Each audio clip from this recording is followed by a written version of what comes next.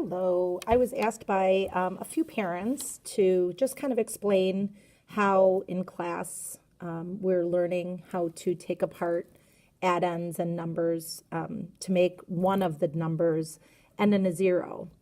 We talked about how important it is to do this because it's easier to add when one of the numbers ends in a zero.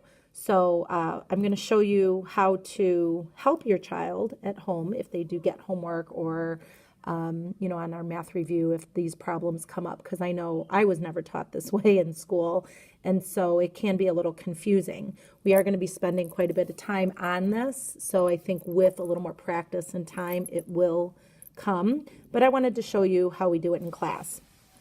So if the problem is 27 plus 15, we would just make 3 lines with plus signs in between them, and on the first line you take the number 27. The other 2 are going to stay there. The next one is going to be 2 lines, which would be the 2 numbers we're going to add to get our sum. I tell the kids to start at the bottom. I actually had them do this with their hands, and they kind of like they're diving, just as where do I start? It's kind of overwhelming when you see this. So I tell them to start at the bottom. They also might see one that looks like this as well. So if they start at the bottom, they're going to take this number and they're going to go to the next number on a number line that would end in a 0. So in this case, it would be the number 30. So we're going to write 30 here. Now that's our number that ends with a 0.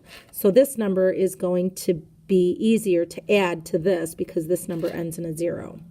Well, in order to get to 30, the kids have to know how many from 27 would get you to 30, which would be 3. So I'm going to put that 3 there. Now I have to take 3 away from this number because I'm basically borrowing my 1's place value from here and bringing it over to this number. So if I take 3 away from 15, I'm left with 12. And I'm going to take that number 12 and bring it down here. And then 30 plus 12 is a lot easier to add than 25 plus 15. So my answer and my sum would be 42.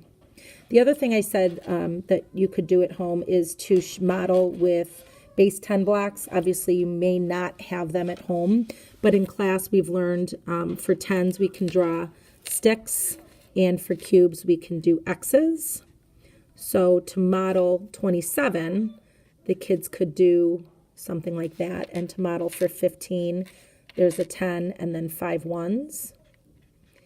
And what I'm showing them is that in order to make this over here with the 7 a 10, I would have to take away 3 of these cubes to bring them over here. And now this is not cubes anymore. It's another long.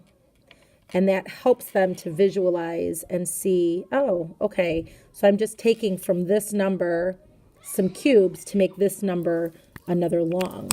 So if you need longs or cubes at home, if you think that would help, just let me know. I have a ton of them, and I can make a little baggie for your child. But what they would do is just take, the 3. They have 1, 2, 3, 4, 5, 6, 7, 8, 9, 10.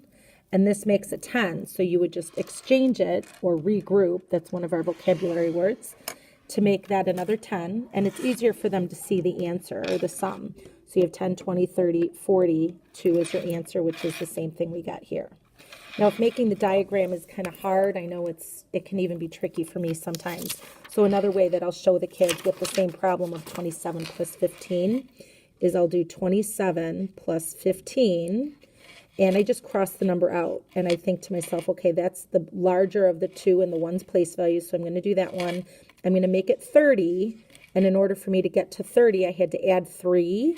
And so I'm going to take 3 away from this side to give me 12, and that's going to be a little bit easier. You'll get the same answer. You don't have to do the diagram, but I do want them to understand the concept of how I can take 1s from this side to bring it over here to make it into a 10. I think, place value is really important at this age, and just the understanding of that concept is really going to help them moving forward.